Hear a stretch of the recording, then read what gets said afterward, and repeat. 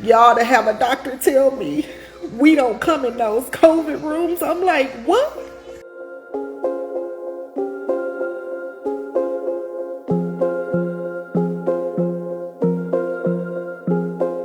What I experienced this past month there was horrific. I don't know. So of course, okay, I was in El Paso, Texas. For some reason, the doctors there did not aggressively treat those COVID patients as they should have, as I have experienced before. So I saw a lot of people die that I feel like shouldn't have died. Y'all, that assignment there broke me. I was put in what's called a pit. And in this pit was 8 patients, all COVID positive. My first day of orientation, I was told that whatever patients go into the pit, they only come out in a body bag. And because they were COVID positive, this hospital's policy was they only get 3 rounds of CPR, which is only 6 minutes. Out of all the codes that we had there, there's not a single patient that made it.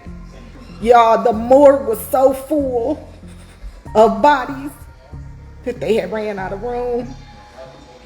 So once the doors open to the pit, they come wheeling in a body already in a bag, lined them up with the rest of our alive patients because they had to store the body in there because the morgue was out of room. They've had to bring in freezer trucks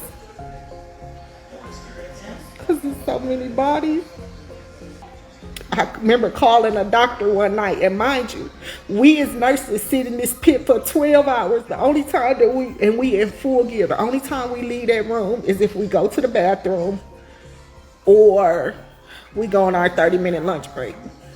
I remember this man bleeding profusely, and I remember calling the doctors that was there. Y'all, to have a doctor tell me we don't come in those COVID rooms, I'm like, what?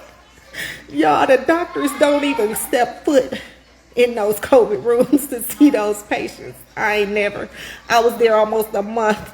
I never once saw a doctor come in that room because they were COVID positive. Y'all, I feel like the treatment that those patients there are getting, when I say it did something to me, I literally, the first hour of my drive home, just cried. We as nurses, it's okay for us to be exposed. But you as doctors, you do not even come in there. You can't get exposed, but we can. And y'all making all the money. Okay.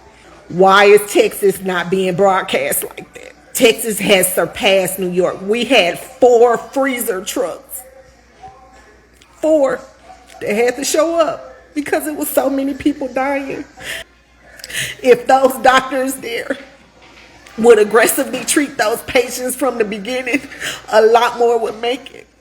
Y'all, and the saddest part about it, my first night there, as I was getting orientated, the nurse that orientated me had one patient that was called the VIP patient.